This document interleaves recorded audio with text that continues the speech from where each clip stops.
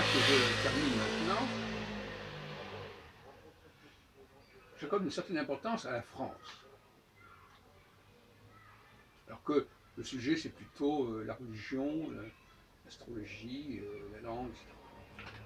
La France a-t-elle un rôle à jouer, a-t-elle joué un rôle majeur pendant le dernier millénaire, le deuxième millénaire après, voilà, nous sommes maintenant dans le troisième millénaire, l'an 2000. Ça, c'est un peu artificiel, bien sûr. Alors, la France, par certains côtés, fait pendant un peu au monde juif, parce qu'elle a une langue qui a un retentissement considérable, qui a marqué un très grand nombre d'autres langues, à commencer par l'anglais, qui est une langue quasiment francisée, en quelque sorte. Et par ailleurs, elle a une certaine production prophétique, notamment autour des centuries de Nostradamus. Et ce prophétisme, il est évidemment à comparer, à mettre en parallèle avec le prophétisme hébraïque. Et puis la question est de savoir si la France ne serait pas la véritable terre promise des Hébreux. Parce que j'ai du mal à croire que c'est ce bout de terre de la Palestine qui peut jouer le rôle de terre promise. Tout indique le contraire. Je ne suis pas pour un sionisme palestinien.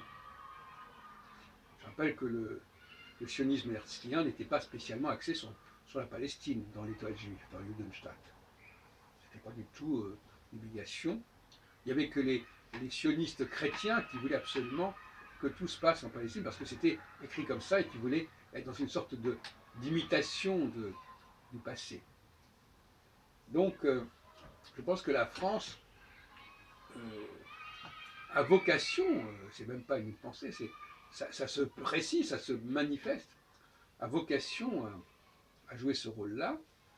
Ce n'est pas par hasard d'ailleurs que la France, à partir du XVIIIe siècle, la fin du XVIIIe siècle, a axé quelque part un certain discours sur les Juifs, le fameux discours de l'abbé Grégoire. Les Juifs ont été les premiers, en quelque sorte, à être des citoyens à part entière en Europe. Et donc, finalement, c'est une question qui reste posée, que je pose. Les Juifs de France, les Juifs en France, peut-être que c'est là qu'ils ont à exister.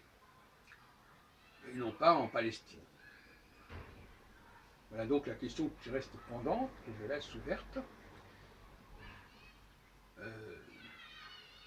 la même façon que j'ai déjà dit que pour moi il y a un renouveau du judaïsme, de la présence juive au monde à partir du XVIe siècle, du XVIIe siècle. À ce moment-là, les Juifs commencent à jouer un rôle très important au niveau de la création, de la production intellectuelle, en proportion avec le nombre qu'ils sont dans le monde. Tout à l'heure, je parlais de l'opposition entre les Juifs et les femmes, qualitativement et quantitativement. Mais là, évidemment, le nombre de grands génies juifs pour une population de moins de 20 millions de personnes dans le monde est infiniment supérieur à celui de nombre des génies féminins pour une population de 2 ou 3 milliards. Donc il n'y a pas photo, on dit. Et donc,